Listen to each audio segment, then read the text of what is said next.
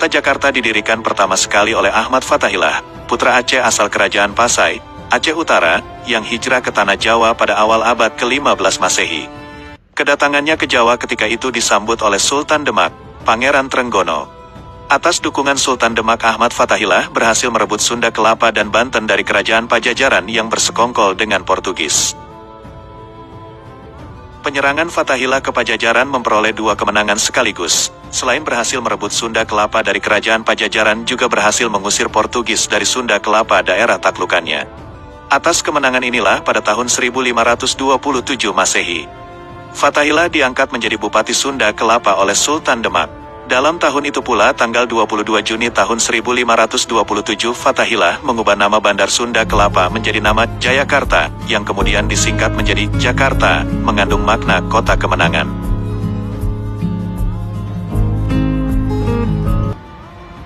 Itu sejarah awal berdirinya kota Jakarta. Ironinya dalam perjalanannya, peran Fatahillah sepertinya digelapkan. Memang, Fatahillah ada diabadikan dengan memberi nama pada sebuah museum di Jakarta, Museum Fatahillah, atau Museum Sejarah Jakarta, MSJ. Tapi bila kita perhatikan dengan menggunakan nalar sejarah kritis, apa yang dipamerkan pada Museum Fatahillah ini seperti ada periode sejarah yang terpenggal. Artinya sejarah Jakarta yang diinformasikan dan dipamerkan, hanya informasi masa prasejarah hingga masa kolonial. Tidak kita temukan periode sejarah Jayakarta semasa Fatahillah. Periode sejarah Fatahillah dihilangkan, terlihat dilompatkan dari zaman prasejarah, zaman Hindu-Buddha, langsung ke zaman Batavia di bawah kolonial Belanda.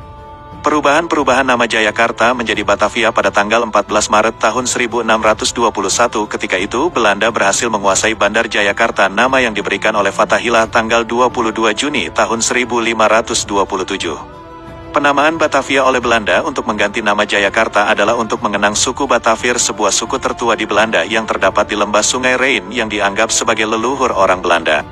Di sini jelas, antara penamaan Jayakarta yang diberikan Fatahillah pada Sunda Kelapa tanggal 22 Juni tahun 1527 dengan pergantian nama Batavia oleh Belanda untuk Jayakarta tanggal 14 Maret tahun 1621. Berarti selama 1 abad sejarah Jakarta dipenggal ceritanya dari sejarah Fatahillah. Hilangnya 1 babak periodisasi informasi sejarah Fatahillah di Museum Sejarah Jakarta itu, berarti sekaligus menghilangkan informasi sejarah peranan Fatahillah sebagai pendiri kota Jakarta. Kita tidak tahu, apakah ini sengaja dihilangkan karena yang mendirikan kota Jakarta itu, orang Aceh. Sejarah negeri ini memang menafikan peran Aceh. Hampir tidak ada peninggalan artifak dan manuskrip lain yang dipamerkan di Museum Fatahillah, Museum Sejarah Jakarta. Maka naif jika sekarang Jakarta dengan segala kegemerlapannya mengabaikan pendirinya. Tampaknya para penulis sejarah Jawa seperti enggan memunculkan tokoh yang satu ini. Fatahillah, ulama juga panglima perang dari Pasai Aceh, tidak begitu menonjol secara nasional. Seperti halnya Maulana Malik Ibrahim dan Malik Ishak, 2 ulama Aceh, yang paling awal menyebarkan Islam di tanah Jawa, juga tidak terangkat ke permukaan. Makam Maulana Malik Ibrahim sampai sekarang masih terdapat di Gesik, Jawa Timur, yang batu nisannya diduga persis dan seusia dengan nisan-nisan yang terdapat di Samudra Pasai Aceh.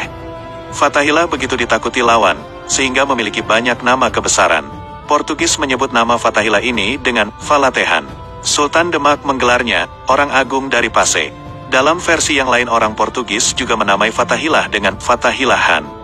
Masyarakat Jawa pada umumnya semasa hidup Falatehan memanggilnya Ki Fatahillah, yang berarti orang terhormat karena kealimannya dan ketokohannya dalam masyarakat Jawa. Dalam banyak versi juga disebutkan sebenarnya yang dimaksud Sunan Gunung Jati dalam 9 Wali Songo di Jawa, salah satunya adalah Fatahillah. Dan nama Sunan Gunung Jati sendiri identik dengan Syarif Hidayatullah yang diabadikan pada nama Universitas Islam Negeri, UIN, Jakarta sekarang ini. Berarti menurut versi ini secara keulamaan Fatahillah menyandang 2 nama lain yang ditabalkan kepadanya, yaitu Sunan Gunung Jati dan Syarif Hidayatullah.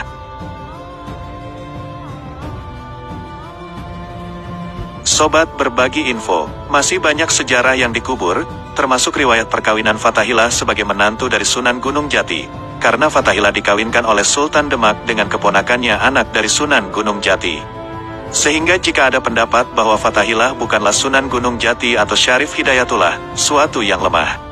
Karena bila dibandingkan dengan sumber-sumber lainnya seperti dalam Babat Caruban, diubah babat Cirebon, 1720 Masehi, Saifuddin Zuhri dalam Sejarah Kebangkitan Islam Indonesia, 1980, dan Haji Muhammad Zainuddin dalam Tarikh Aceh dan Nusantara, 1961, menyebutkan yang dimaksud Sunan Gunung Jati adalah nama lain dari Fathahillah, seorang ulama dari Pasai, Aceh, yang hijrah ke Tanah Jawa, yang kemudian berhasil merebut Bandar Sunda Kelapa dari Kerajaan Pajajaran dan Portugis, lalu menamainya Sunda Kelapa ini dengan nama Jayakarta sebagai cikal bakal awal berdirinya kota Jakarta sebagai ibu kota negara Republik Indonesia yang kita kenal sekarang ini.